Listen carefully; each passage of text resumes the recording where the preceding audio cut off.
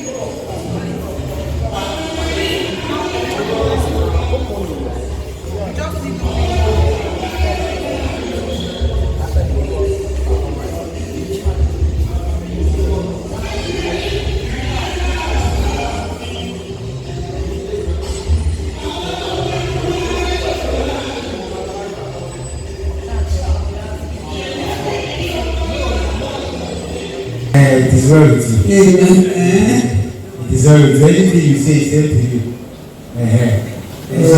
Okay, now the next. I didn't answer. You salawa tẹ̀lé. Èmi kò ti sọ́n bílẹ̀ kò lè san ọmọ yàn.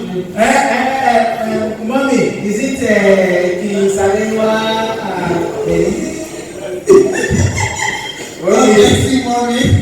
Mommy, you're very intelligent. Oh, we have some Arela. Just coming from the airport.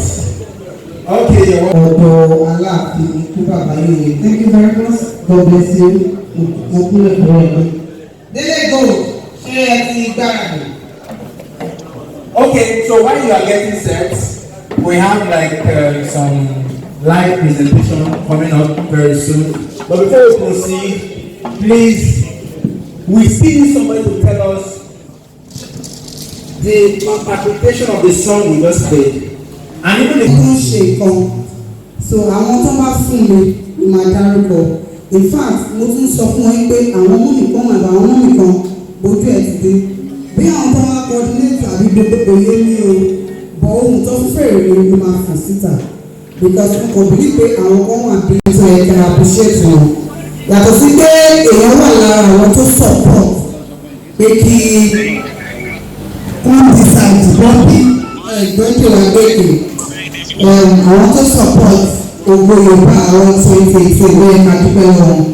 Àwọn tó wá sí ìdá ìpapà wọ́n ní kò sí kékeré ìrìn àjò Ọlọ́run jẹ́ ká rí àrùn fẹsẹ̀ sí.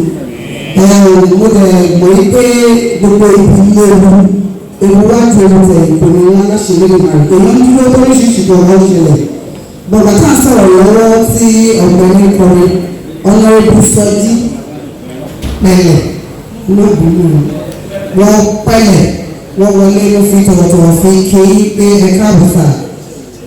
Mo kí Ọ̀túnba Táíwò Adémùsì láti Ṣàgámù. Thank you very much. Thanks for coming. God bless you, sir. Mo tún kí Samson Kútì, ìkan lára àwọn dàrẹ́tọ̀ òṣèré oríìtàgé ẹ̀ka àbùsà ìrìn. the way you are speaking to Yoruba. Of course, àṣà mi ìṣe mi àgbélárugẹ.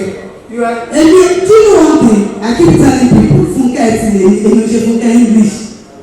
When you start when you run a master for them just Yoruba, it's true now. The issue I have with you is that you are just too beautiful. I'm saying You are just too. What did you just say just now? I heard Ori. Máàmù sí mi lórí. Say it again. Okay, at this point, I want to ask a question. Please, daddy and mommy, be honest. Everybody, be honest. It's a question that has been going around, but I want to hear your opinion. Now, she's going to represent all the mothers and all the young girls. Then I will represent all the single men and all the fathers.